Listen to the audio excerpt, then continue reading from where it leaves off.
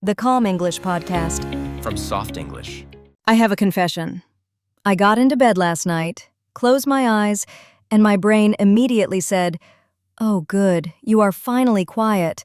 Let me remind you of every awkward thing you have ever done." Every single night. Free of charge. Nobody asked for this service. I'm Mia. And I'm Ethan. And tonight we are talking about something very real. Why your mind gets so loud the moment you try to sleep, and what actually helps. Not just drink some tea and hope for the best. Real things that actually work. Ethan, why does this even happen? Why is the brain so quiet all day and then suddenly at night it has so much to say? Because during the day there is too much noise. Messages, work, conversations, traffic, people. The brain never really gets a quiet moment. So the brain is trying to speak all day, but the day is too loud. Exactly. Then, at night, everything goes quiet. You lie down, the lights go off, and suddenly your thoughts have the whole room to themselves. And of course, they choose the worst possible things to talk about. Of course. It is like your worries finally get the microphone. That is too accurate. But here is something I find a little reassuring. Reassuring means it makes you feel less alone, less worried. When you realize that almost everyone's brain does this at night, it stops feeling like something is wrong with you personally. So it is not, why is my brain like this? It is more like, this is simply what brains do when everything goes quiet. Yes.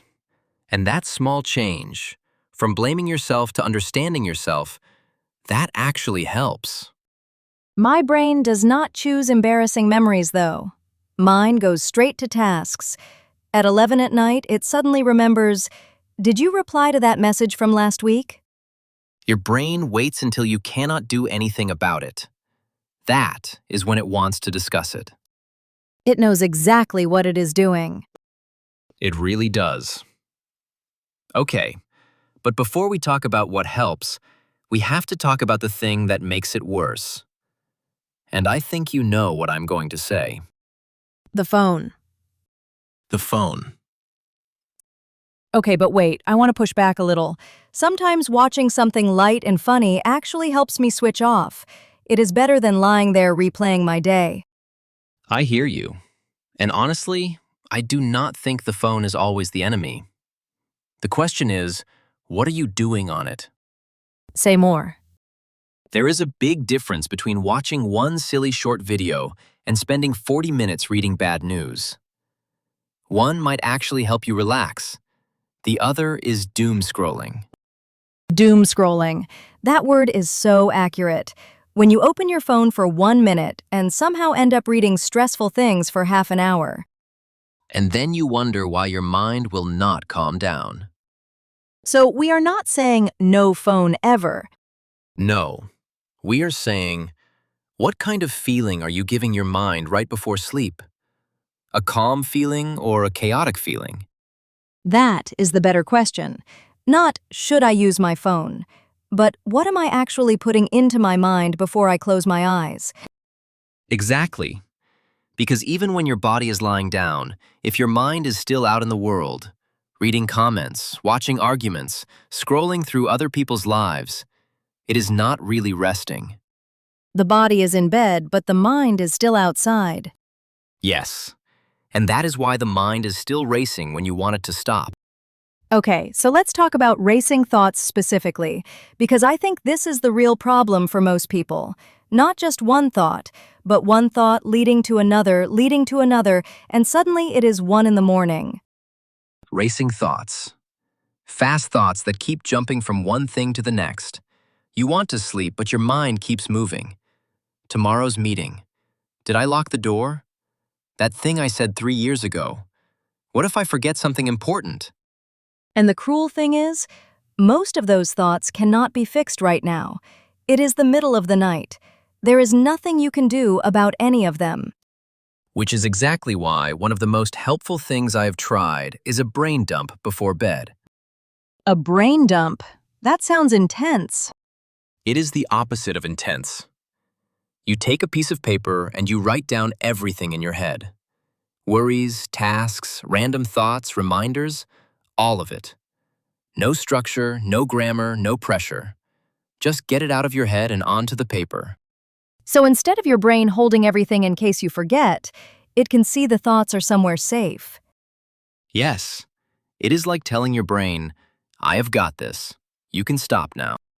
I always thought of journaling as writing something meaningful, something grateful or deep. A brain dump is nothing like that. Mine would say, reply to that email. Stop thinking about that conversation. Buy milk. Why is my pillow uncomfortable? That is perfect, actually, because the goal is not to write something beautiful. The goal is to empty the mind a little. Just a little.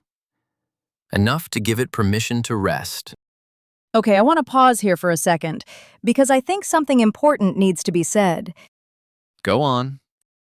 Sometimes a busy mind at night is not just because of a long day. Sometimes it is connected to real anxiety, a worried feeling that has been building for a long time, something heavier than just a to-do list. That is really important to say honestly. The things we are talking about, brain dumps, putting the phone down, creating a calm room, these are gentle, everyday tools. They can genuinely help, but they are not a solution for everything. If someone is lying awake every night feeling scared or unable to rest properly for weeks, talking to a professional is not weakness. It is actually the most sensible thing to do. We are two people having a conversation. We are not a replacement for real support. Some nights, the small things help a lot. Some nights, they help a little. And some nights, you need more than a brain dump in a dark room. And that is completely okay. I am glad we said that. Okay, let's talk about the room itself, because I think this gets overlooked. Temperature. Strong opinion incoming.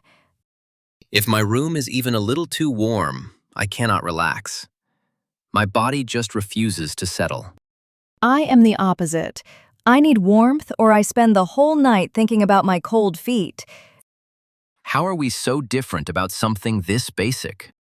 I have no idea. But there is one thing we completely agree on. Darkness. Yes, even a small light, from a phone charger, a hallway, a screen, can keep your brain more alert than you realize. Alert means awake and ready to notice things. At night, your brain needs signals that the day is ending. Light says, stay awake. Darkness says it is safe to rest now. And quiet. A calm environment gives the brain permission to slow down. A bright, noisy room keeps it in work mode. So the question is not, what is the perfect sleep routine? The question is, what signals am I giving my mind before I close my eyes? Am I telling it the day is over, or am I giving it more things to process? Small signals matter more than we think. The phone away, the room dark, the thoughts written down somewhere safe. None of these things are complicated. They are just easy to skip. Let's go through some phrases from today's conversation, not as a formal lesson, just slowly, together, so the words really land. Racing thoughts.